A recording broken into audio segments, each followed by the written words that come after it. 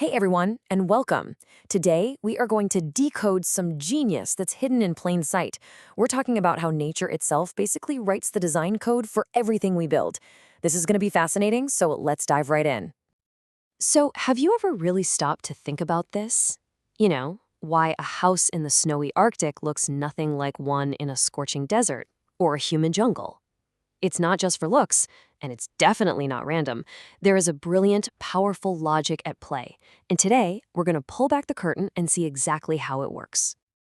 So here's our game plan. We'll start with the basic rules that nature lays down for us. Then we're going to take a trip to three incredible places, from the Arctic to the desert and then the tropics, to see it all in action. We'll wrap things up by looking at the deep wisdom of all this traditional design and figure out what it can teach us right here, right now. Okay, so let's get right to the core of it. Pretty much every design decision you can think of, from the shape of a roof to what a wall is made of, it has a why behind it. And you know what? More often than not, the environment is the boss, telling the builder exactly what needs to be done. The fancy term for this is environmental determinants. It sounds all academic, I know, but the idea is actually super simple. Just think about how you get dressed in the morning. You wouldn't wear a heavy winter coat to the beach, would you? Of course not. Well, buildings are the exact same way. They're basically dressed to perfectly suit the weather and conditions of wherever they are. So what decides that outfit? Well, it really just boils down to these big three influences. First up is climate. Are we talking hot, cold, rainy, or super windy? Second is terrain. Is the land flat and open, or is it mountainous or right by the sea? And third, and this is a big one, resources. What building materials can you literally just find lying around? Keep these three in your head, because we're about to see them in action.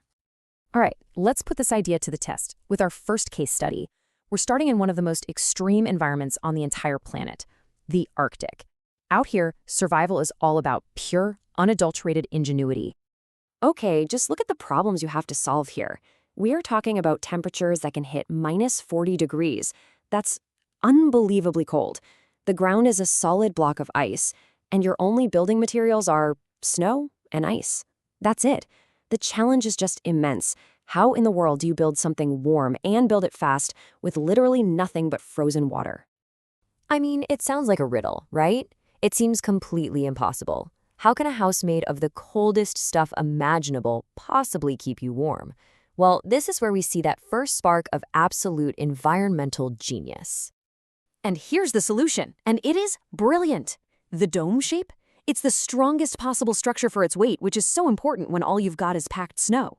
Because it's round, there are no corners where cold air can just sit and collect. The space inside is small, which means just a person's body heat can raise the temperature inside by a huge amount. And, get this is the best part, that body heat actually melts the very inner layer of snow, which then instantly refreezes into a smooth, solid sheet of ice, making the whole thing airtight and completely sealed from the wind.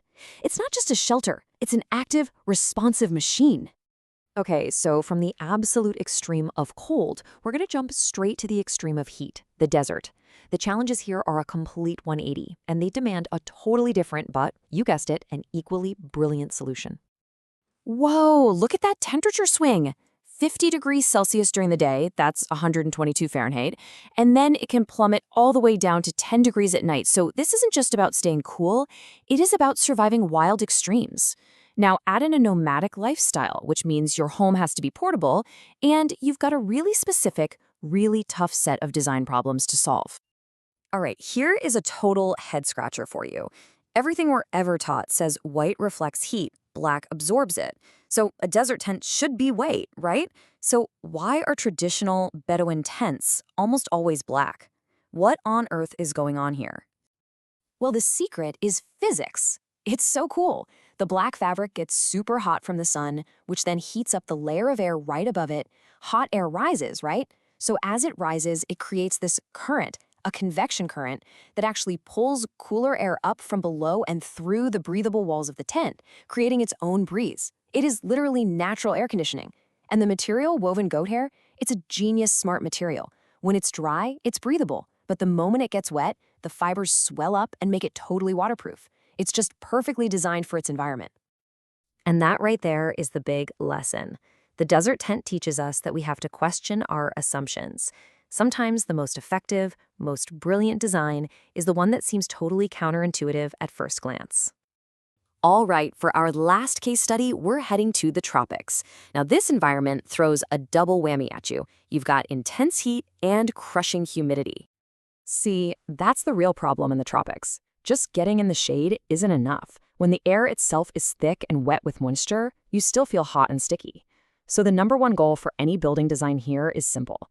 You have got to get the air moving. And that's why every single part of a traditional bamboo hut is obsessed with airflow. It's lifted up on stilts to get away from floods and bugs, sure, but also to catch breezes that are stronger a few feet off the ground. The roof is steep and hangs way over the edge, perfect for shedding those tropical downpours, but also for creating deep, cool shade. And the walls themselves, they're often woven, not solid, with big open windows to let any little breeze just flow right through the whole house. The entire structure is designed to breathe. So what's the common thread here? The igloo, the tent, the hut. What do they all have in common? Well, they're all amazing examples of a really powerful idea, one that connects us to generations and generations of human wisdom. The idea is called vernacular architecture, and I absolutely love this analogy, grandmother's recipes for building. Think about it.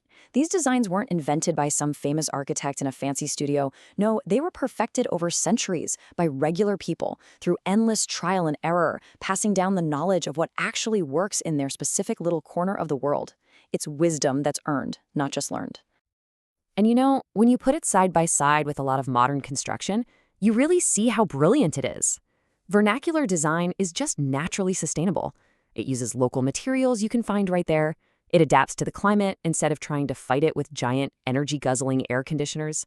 It's resourceful, not wasteful. It's a time-tested way of working with nature, not against it. So what's the big takeaway here? Why should any of this matter to us today?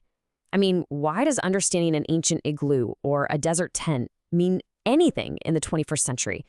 Well, here are the big ideas to hold on to. First, nature always sets the rules. Good design doesn't break them, it follows them. Second, when you see a building that looks unusual or even a little strange, ask yourself this question: what problem is this solving? Third, local is almost always smarter. And finally, just because something's traditional doesn't mean it's outdated. There is so much genius in these old ways of building that we can and absolutely should be using today. You know, this is really the perfect way to sum it all up. Great design isn't a monologue where the architect just shouts their ideas. It's a conversation. It's about listening, really listening to what the land, the climate, and the culture are all trying to tell you. And that brings us right back home, to you. I want to leave you with this final thought. Next time you're out, just look around your own town or city. Look at the older buildings. Do they have big, deep porches? Are the walls super thick? Do the roofs all have a certain slope? Ask yourself, what story are those buildings telling about your local environment? I promise you, the answers are right there, just waiting to be rediscovered. Thanks for joining me.